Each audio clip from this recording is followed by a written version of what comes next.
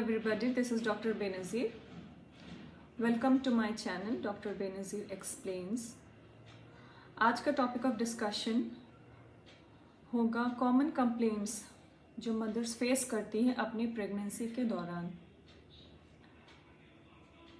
Pregnancy में हमारे body में हर एक ऑर्गन, हर एक सिस्टम ऑफ आवर बॉडी, उनमें बहुत सारे फिजियोलॉजिकल चेंजेस होते रहते हैं, जिसके वजह से एक्सटर्नली हमें कुछ कुछ सिम्टम्स होते हैं जो पूरी प्रेगनेंसी हमें कभी कभी कुछ महीने परेशान करते, कभी कभी पूरी प्रेगनेंसी परेशानी रहती है। तो आज हम ऐसे कुछ कंप्लेंट्स डिस्कस करेंगे। इन कंप्लेंट्स कभी कभी ये कंप्लेंट्स सिर्फ फिजियोलॉजिकल चेंजेस के वजह से होते हैं, लेकिन हमें ये ध्यान रखना पड़ेगा कि कुछ कुछ कंप्लेंट्स अदर सिम्टम्स के साथ भी एसोसिएटेड हो सकते हैं, जो कि कुछ सीरियस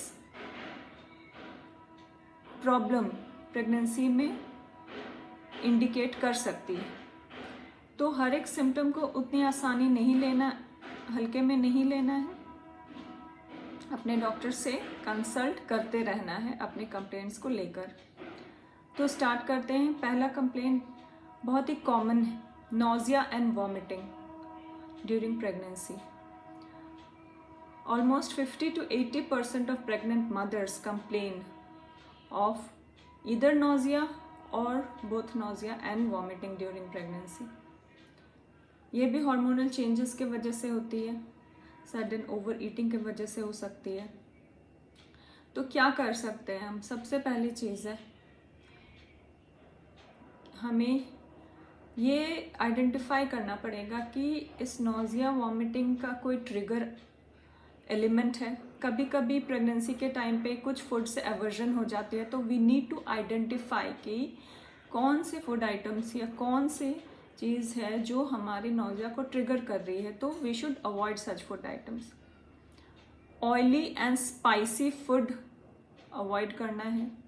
ब्लैंड सिंपल फूड लेना है अगर हमें ज़्यादा कंप्लेन हो रही है, ज़्यादा परेशानी हो रही है। Bread, biscuits, chapati, fruits, simply made, known too much of oil जिसमें नहीं यूज़ होता ऐसे वेजिटेबल्स, तो ये सब हम ले सकते हैं। दाल, चावल, these all things can be taken. बहुत ज़्यादा स्ट्रॉन्ग और ऑफेंसिव ओडर जिस फूड से आता है उसे भी अवॉइड करना चाहते हैं, क्योंकि वो भी ट्रिगर कर सकती है। हैविंग स्मॉल फ्रीक्वेंट मील्स, बहुत ज़्यादा एक साथ खा लेना भी अच्छा नहीं है। हर खाने के साथ बहुत ज़्यादा अमाउंट में पानी या कोई भी फ्लूइड लेना भी ट्रिगर कर सकता है वॉमिटिंग। और क्या कर सकते हैं? जिंजर ऐड करना हमारी डाइट में, वो हेल्प करता है। विटामिन B6 हेल्प करता है।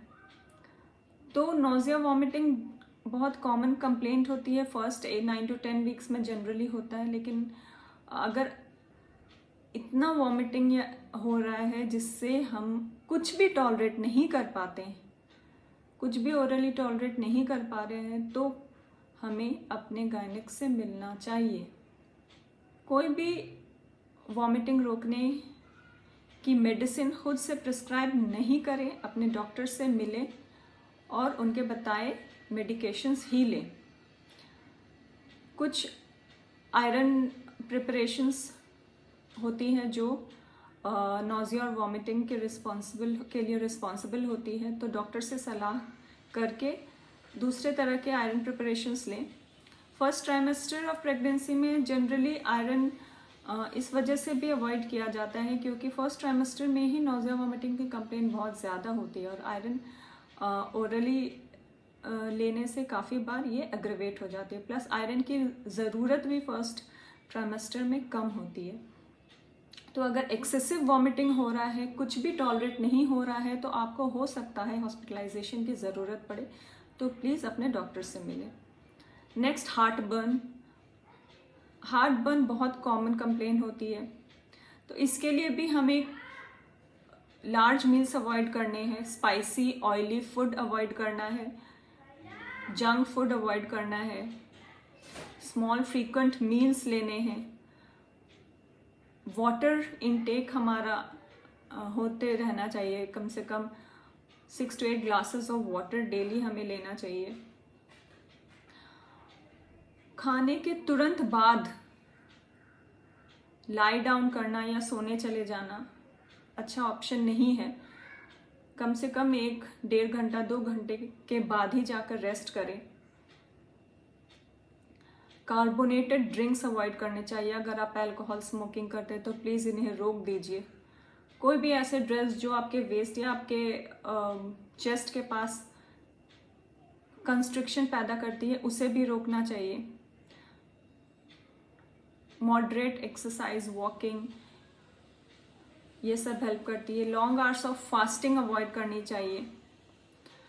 प्लस अगर हमारे पास एंटासिड्स लाइक जेलुसिल डाइजीन है, ये सब हम ले सकते हैं। ये सारे हमें हार्टबर्न से प्रिवेंट करते हैं। हार्टबर्न ऐसी चीज़ है, बहुत कॉमन कंप्लेन है, जो कि प्रेगनेंसी के बाद वो रिजॉल्व हो जाएगी। अगर रिजॉल्व नहीं हो रही है, अपने डॉक्टर से मिलें और उनसे डिस्कस करें। गैस एंड ब्लोटिंग बहुत कॉमन है, तो इसमें भी हम यही एडवाइस करेंगे कि खाने के तुरंत बाद सोने ना जाएं या रेस्ट लाई डाउन नहीं करें। कुछ देर वॉकिंग कर लें। कार्बोनेटेड ड्रिंक्स अवॉइड करें। कुछ ट्रिगर आइटम्स गैस जो बनाती हैं तो उनकी इंटेक लिमिट, कैफिनेटेड ड्रिंक्स की इंटेक लिमिट करनी चाहिए। बीन्स, दाल, बनाना, ये सब भी कभी कभी ज़्यादा इंटेक होने से गैस बनने के, ब्लोटेड फीलिंग के वजह बन सकते हैं। तो ये दो हेल्दी होते हैं, लेकिन इनकी इंटेक भी हमें रेगुलेट करनी चाहिए। कार्बोनेटेड ड्रिंक्स अवॉइड करने चाहिए। Walking after meals is helpful. Next symptom आ जाएगा कॉन्स्टिपेशन। कॉन्स्टिपेशन अवॉइड करना ज़रूरी है, तो इसके लिए हाई फाइबर डाइट लें, होल ग्रेन्स लें, लीफी ग्रीन वेजिटेबल्स, पानी अच्छी मात्रा में पिए, 6 to 8 ग्लास ऑफ वाटर, और सुबह उठकर कोई भी वार्म बेवरेज ले सकते हैं, वार्म मिल्क ले सकते हैं, उससे भी कॉन्स्टिपेशन अवॉइड होता है। कॉन्स्टिपेशन भी एक वजह, पाइल्स का एक इम्पॉर्टेंट वजह बन जाता है कभी कभी कॉन्स्टिपेशन, और प्रेगनेंसी में भी एक अलग से खुद भी एक वजह होता है। कभी कभी प्रेगनेंसी में ग्रोइंग यूट्रस के वजह से कुछ वेसल्स को कंप्रेस करती है, जिसके वजह से पाइल्स होता है। तो अगर कॉन्स्टिपेशन भी साथ में हो गया तो उसके चांसेस और बढ़ जाते हैं, तो कॉन्स्टिपेशन को अवॉइड करना ज़रूरी है। और क्या कंप्लेंट्स हो सकती है माओ की? फटीग की कंप्लेन होती है। फटीग मतलब कि थकावट लगती है। फर्स्ट ट्राइमेस्टर पहले 3 महीने और लास्ट 3 महीने में ये कंप्लेन ज़्यादा होती है। तो अगर फटीग के साथ सबसे पहले हमें फटीग में रूल आउट करना पड़ेगा कि हमें कहीं अनीमिया तो नहीं है, या थायराइड डिसऑर्डर नहीं है, या कोई और फटीग के साथ ब्रेथलेसनेस हो रही है, आपको चेस्ट पेन हो रहा है, कोई और सीरियस कंप्लेन है, तो अपने डॉक्टर से मिलकर डिस्कस करें, नेसेसरी इन्वेस्टिगेशंस कराएं और उसे ट्रीट कराएं। अगर वो सब रूल आउट हो जाता है तो प्रेगनेंसी के दौरान फटीग काफ़ी कॉमन होता है। तो हेल्दी डाइट रखना, मॉडरेट एक्सरसाइज करना, अच्छी स्लीप, एडिक्वेट स्लीप बहुत इम्पॉर्टेंट है।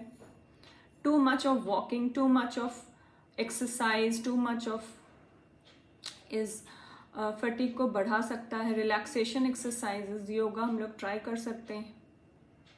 गुड पोस्चर मेंटेन करना ज़रूरी है। न्यूट्रिशनल फूड, न्यूट्रिशियस फूड लेना ज़रूरी है, क्योंकि न्यूट्रिशनल डेफिशिएंसी के वजह से भी फटीग हो सकता है।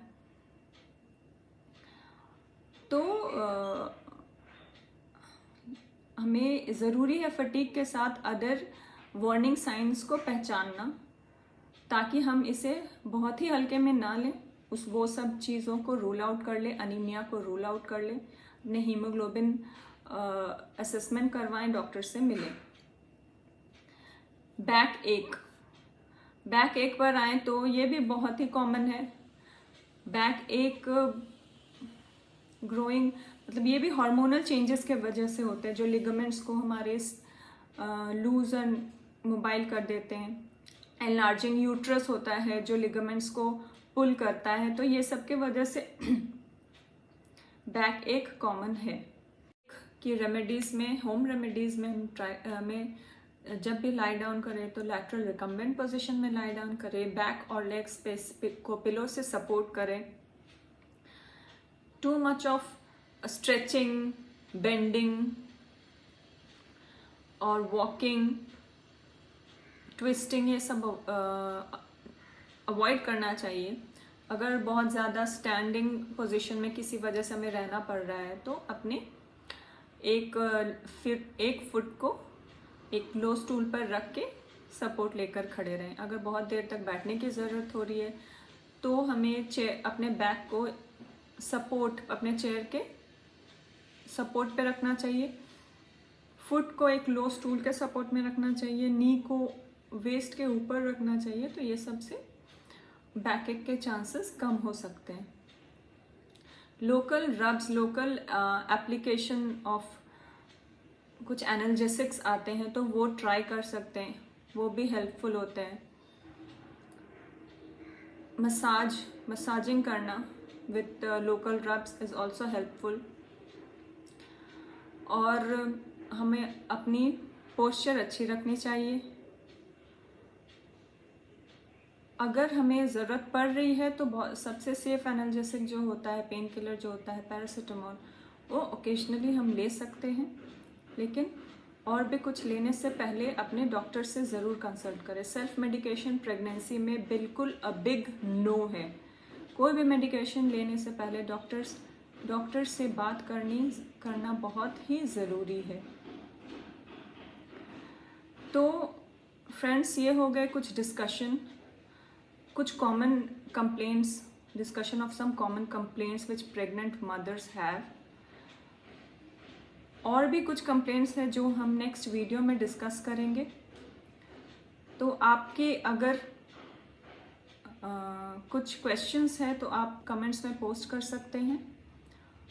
Very thank you for watching this video and kindly subscribe to my channel. Take care. Have a healthy pregnancy. Goodbye.